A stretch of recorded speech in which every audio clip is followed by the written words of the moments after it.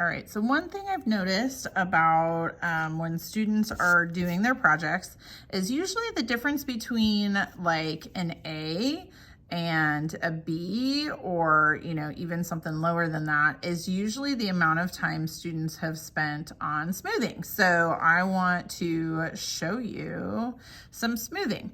So when you're smoothing your shell, like especially if you're doing this part, you always want to support the other side, because if you wobble it a whole bunch, like if you are trying to smooth on the inside and you're wobbling this, you're just going to cause cracking on the outside.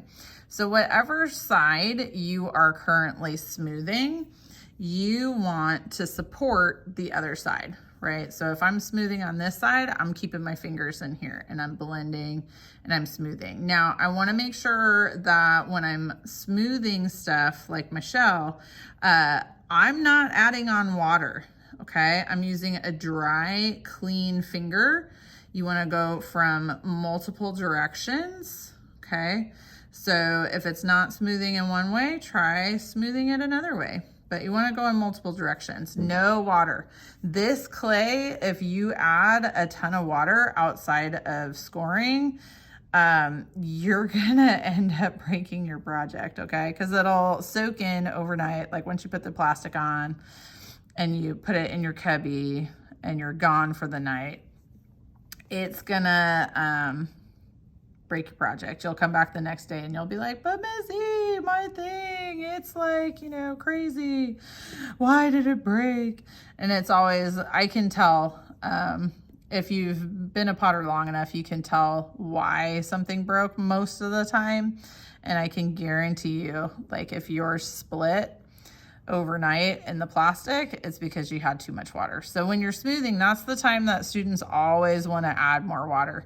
And a lot of times it's because, maybe they took a class over the summer or something, or like their parent took it, or maybe they had a previous teacher, or like their sibling had a previous teacher or something like that. And I totally get it. We have our specific clay. Every specific clay is a little bit different and reacts a little bit differently than all the other clays, right? So depending on how your clay is formulated, it will either do really well with water or it won't.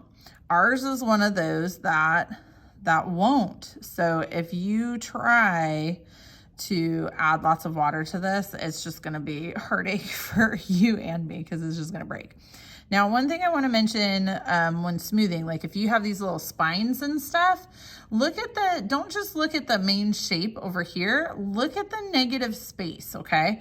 Because like a lot of times what makes the difference between it looking like it's part of it and not part of it is this negative space right here, this extra shape.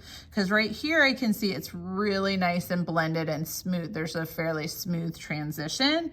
But if I am not looking at that negative space, then I could end up with something that still looks like it's a separate piece. So as I'm smoothing, I tend to look at the negative space right here, in addition to, like, I want to make sure that these are all nice and smooth, but I want to make sure I'm looking at the negative space as well. That's a good way of checking for shapes, is to look at what isn't there, not just what is there. Okay, so as you do this, if your finger starts to get dirty, just make sure you wipe it off on a paper towel. Oh, see, like right here, I haven't blended this one enough, because you can still see the difference between this main clay and this clay over here. And I can actually see that a little bit in the negative space, like it's a little bit pointier. So that one, that's why, like, I want to make sure that I kind of blend that a little better.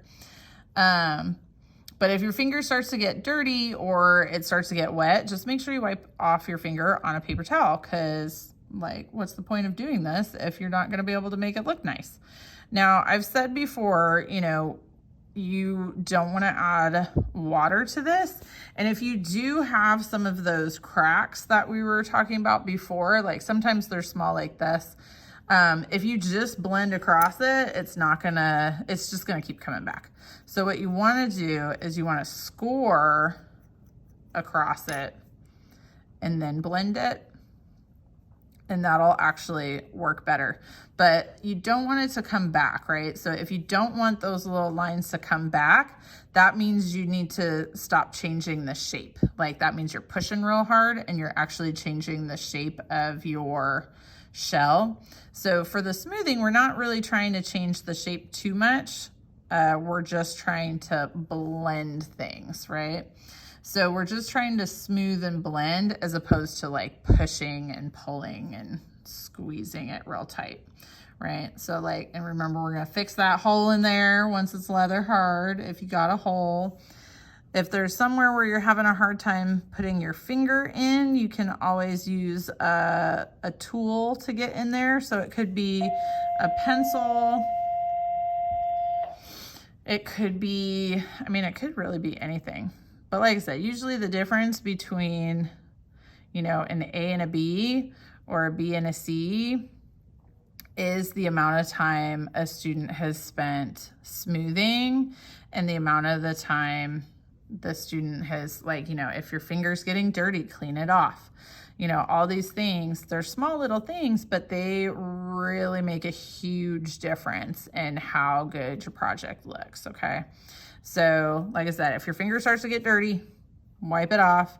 Check the negative space to make sure that the negative space is a nice smooth curve. A lot of things in nature are curved. So like, you know, your little pokies, maybe they don't go exactly straight. Maybe they want to curve a little bit, right? So take a look at all those things while you're doing your smoothing. All right, thanks everybody.